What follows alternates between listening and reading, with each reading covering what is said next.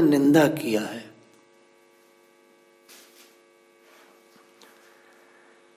उसका श्रीधर स्वामी ने स्तुति परक अर्थ किया है।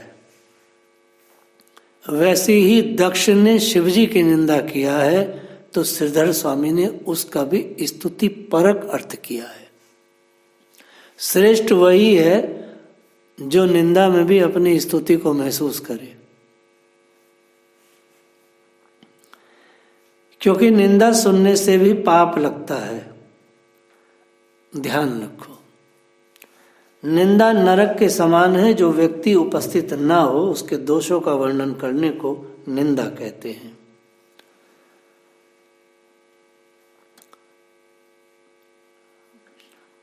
दक्ष प्रजापति ने निंदा करते हुए कहा था शिव शमशान में रहने वाला है, परंतु इसका अर्थ बहुत ही श्रेष्ठ है।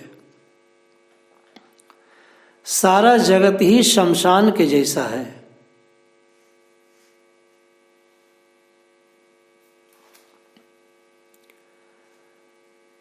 सारा संसार शमशान के जैसा है। काशी महान शमशान है, देह भी शमशान है, घर भी शमशान है। इस प्रकार शमशान का अर्थ सारा जगत है, ऐसा उपनिषद कह रहा है। आपका घर भी शमशान है। अर्थात शिवजी संसार की हर एक चीज में विराजे हुए हैं। सारा जगत शमशान रूप है। शिव जगत के प्रत्येक पदार्थ में व्याप्त हैं। शिव तत्व और ईश्वर तत्व दोनों एक हैं। ब्रह्म तत्व व्यापक है। भगवान शंकर आशुतोष हैं। शिवजी के दरबार में हर एक को प्रवेश मिलता है। ऋषि, देव, दानव, भूत, पिशाच सब आते हैं शिवजी के दरबार में। शिवजी का दरबार सबके लिए खुला है और हर समय खुला है। राम जी के दरबार में तो भैया गदा लेके हनुमान जी बैठे रहते हैं। राम जी राजा धीराज हैं, उनके दरबार में जाने का एक समय होता है, लेकिन शिवजी के दरबार में जाने का कोई समय नहीं। राम जी का एक कार्य मर्यादित है। और यदि भगवान कृष्ण की बात की जाए तो 10वें स्कंद में बात आती है। कन्हैया कहते हैं भैया मेरे दरबार में आना है तो गोपी बन के आना होगा। गोपी बनने का अर्थ यही है कि देह अभिमान भूल करके स्त्री नहीं, पुरुष नहीं, आत्म स्तर पर ही मिल सकते हैं भगवान से।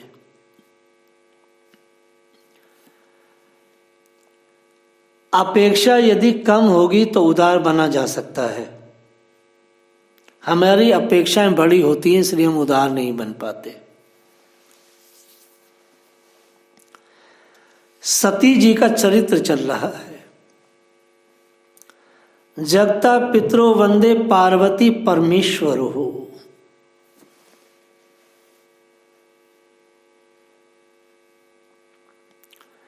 दक्ष ने शिव जी के लिए कहा है शिव शौचाचार्य और गुणहीन है।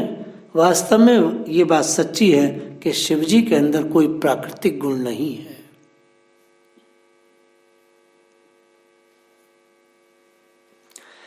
शास्त्र की जितनी प्रवृत्तियां हैं, जितनी विधियां हैं, वह सबकी सब अज्ञानी जीव के लिए है, शिव जी के लिए नहीं है।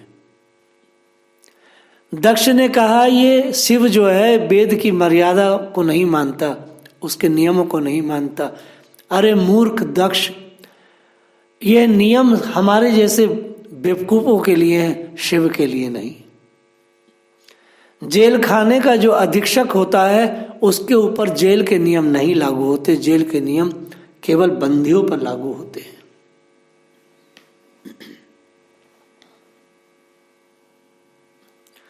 दक्ष ने कहा यज्ञ में दूसरे देवों के साथ शिव की आहुति नहीं दी जाएगी।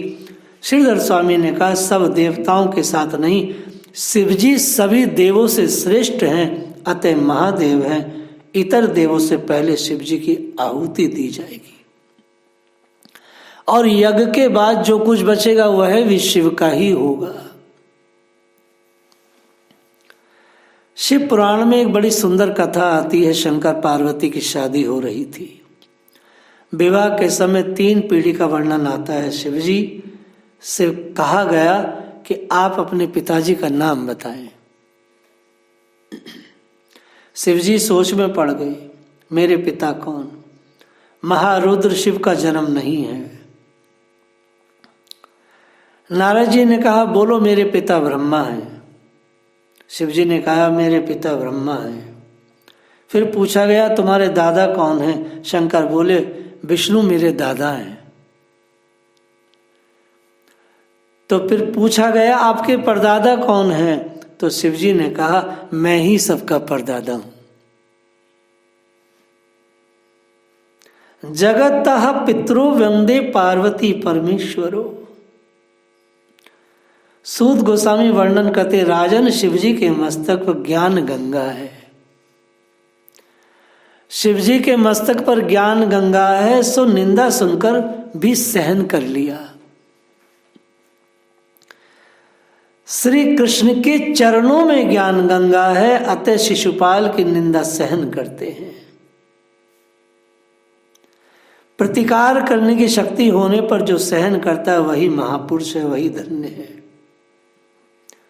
जिसके सिर पर ज्ञान गंगा हो वही निंदा सहन कर सकता है। निंदा सहना बहुत बहुत कठिन है।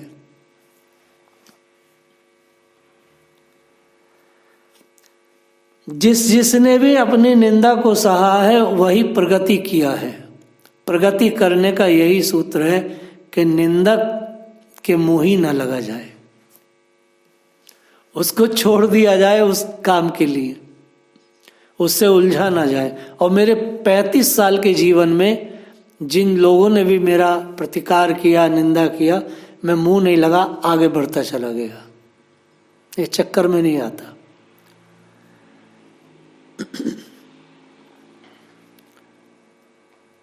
जो कलह बढ़ाता है वह वैष्णव नहीं है। शिवजी ने सभा में सब कुछ सहा था। जब बहुत ज्यादा सती ने कहा तो ये सारे प्रकरण सती जी को बता दिया गया। सती ने कहा, देखिए मेरे आपके ससुर इतना बड़ा यज्ञ कर रहे हैं, आप मुझे आज्ञा दें महाराज, आप भी चले। भगवान ने कहा, देवी मैं मन से सबसे मिलता हूं, शरीर से नहीं मिलता, हमें वहां नहीं जाना चाहिए। सती जी ने कहा, हे पति आप तत्वनिष्ठ हैं, ब्रह्म स्वरूप हैं, किंतु नाथ मेरे जाने की बहुत इच्छा है। देखिए अभी तक सती कहती थी मैं भी तत्वनिष्ठ हूं। स्त्री जवान चलाती है तो अपने को तत्वनिष्ठ बोलेगी, जब व्यवहार की बात आएगी तो कहेगी वो व्यवहार में अलग बात है, अलग बात है।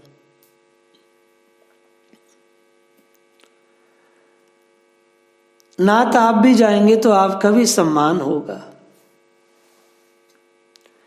अच्छा आप बराबर मने कर रहे हैं, विचार कीजिए, हम भी बाल बच्चों वाले आदमी हैं, हमारे भी सब लोग हैं, परिवार है। अगर हम किसी के घर नहीं जाएंगे तो कोई हमारे घर कैसे आएगा?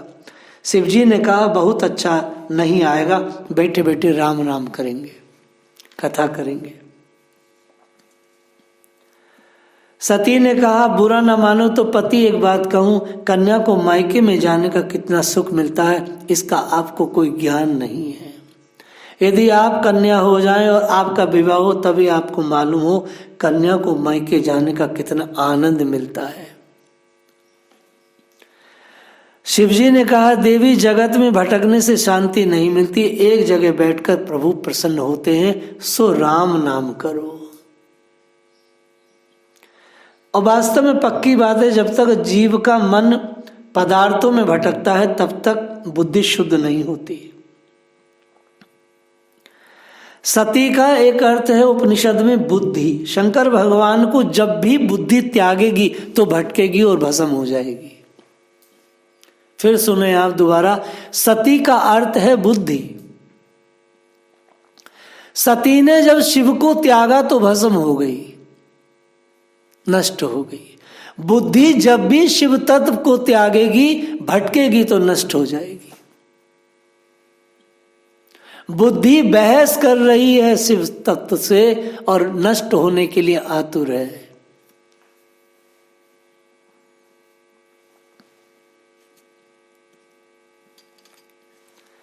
शिव जी कहते तेरे पिता ने मेरा अपमान किया, वहां जाने में कोई भलाई नहीं है। सती कहती है आपसे कोई भूल हुई है, अतः मेरे पिता कोई मूर्ख कोई है।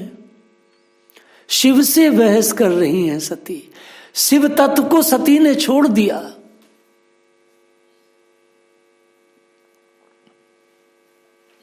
शिव जी ने कहा मैंने उनका कोई अपमान नहीं किया। सती चरित्र क्या है? पितृ स्नेह और पति निष्ठा की खींचतान है।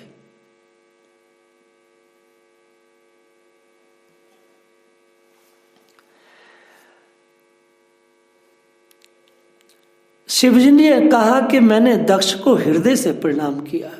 सती ने कहा यह तो वेदांत की परिभाषा लगती है। मेरे पिता के अंदर बसे हुए वासुदेव को आपने अपनी वंदना किया, परंतु मेरे पिता को कैसे मालूम हुआ कि आपने वंदना किया?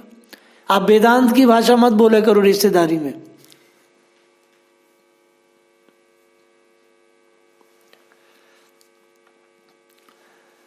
अच्छा चलिए, आपने वेदांत के व्यवहार से उनको प्रणाम किया, अब उन्होंने प्रत्यक्ष किया, आप भूल जाओ। शिवजी ने कहा मैं तो भूल गया, मगर वो आज तक याद रखे।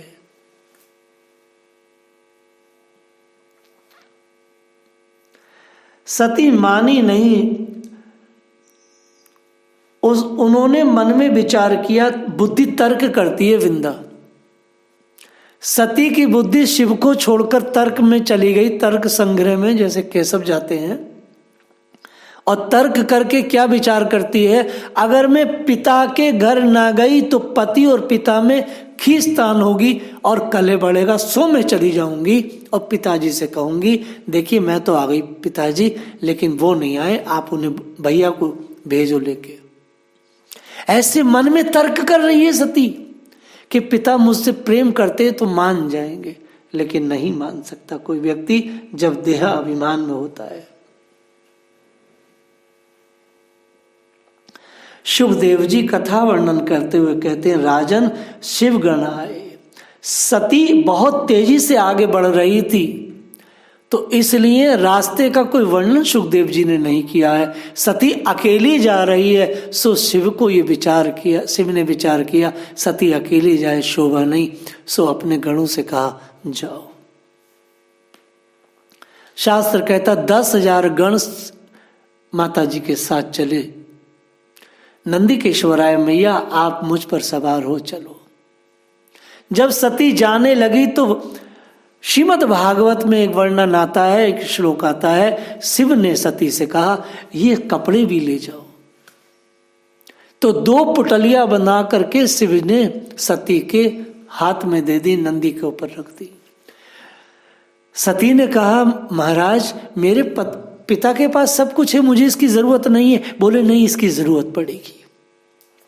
श्रीधर स्वामी ने इस श्लोक पर 2 बात लिखी है और परम पूज्य प्रातःस्मरणीय डोंगरे जी महाराज ने व्याख्या करते हुए कहा है कि शिवजी ने सती से संबंधित सारी वस्तुएं क्यों दे दी? इसलिए दे दी कि वह ये कंफर्म है कि अब सती से दोबारा मुलाकात नहीं होगी। अगर सती के जाने के बाद भी ये सब चीजें रहेंगी तो उसकी याद रहेगी, और याद के कारण उन संबंधित वस्तुओं को देखने के कारण मैं भजन नहीं कर पाऊंगा। सो वो सारी चीजें दे दी। परम पूज्य प्रातःस्मरण डोंगरे जी कहते हैं कि आप अपने घरों में ऐसे चित्र ना रखें, ऐसी वस्तुएं ना रखें जिससे भगवान की याद में विक्षेप आए। लोग मरने के बाद अपनी उस पत्नी का या पत्नी पति की उन यादों को संभाल के रखते हैं। अरे मूर्खों, और सारी की सारी चीजें शमशान में डाल दी जाएं या किसी को दे दी जाएं, क्योंकि याद केवल भगवान की रहनी चाहिए। शिव जी ने इसलिए इस हेतु वो सारी चीजें दी।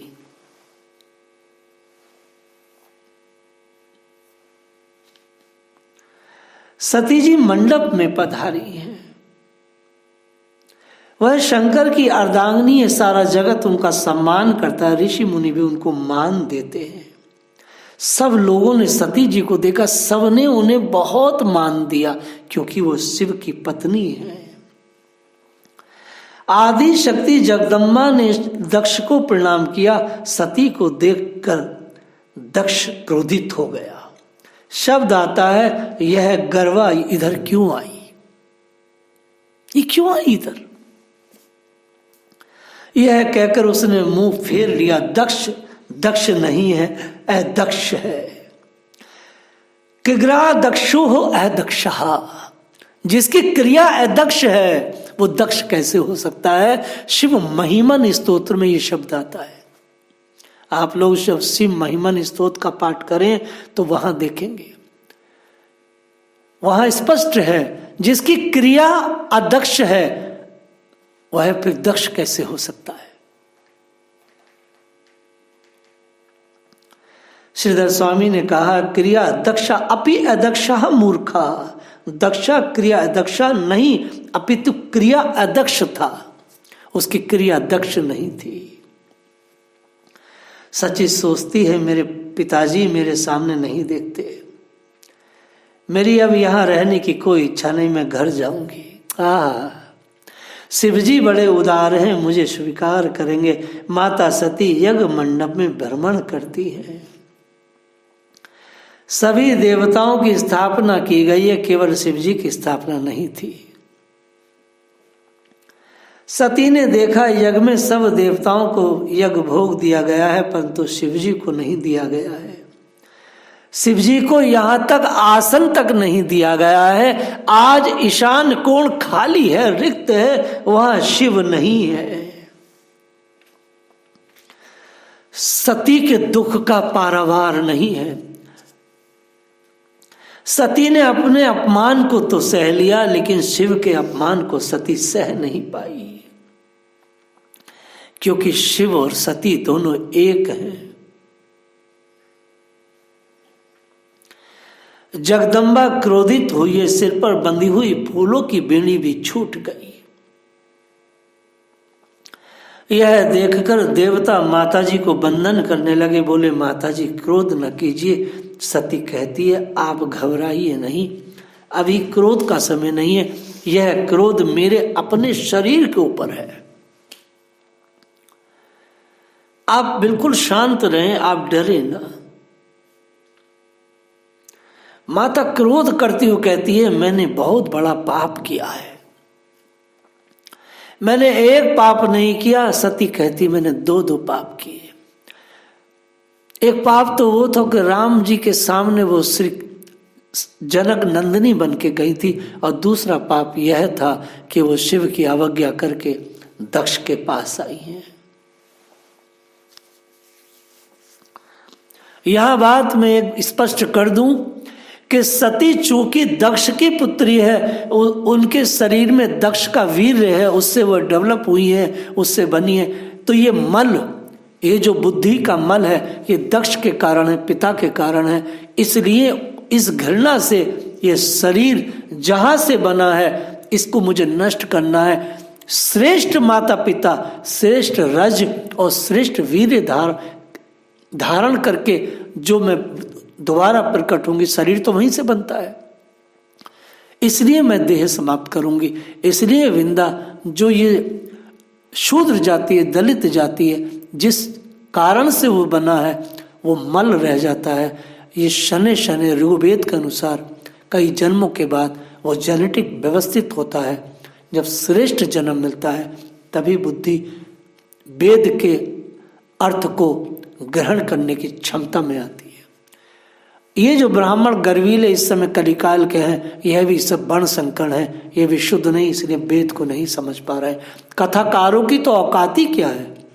जो कथाकार कथा कह रहे हैं और वो भी जो दूषित कह रहे हैं, वो सभी वर्ण संकरण है, क्योंकि वेद और शास्त्रों के जो शुद्ध अर्थ हैं वो केवल शुद्ध जेनेटिक ही उसको पकड़ सकता है, वर्ण संकरण नहीं।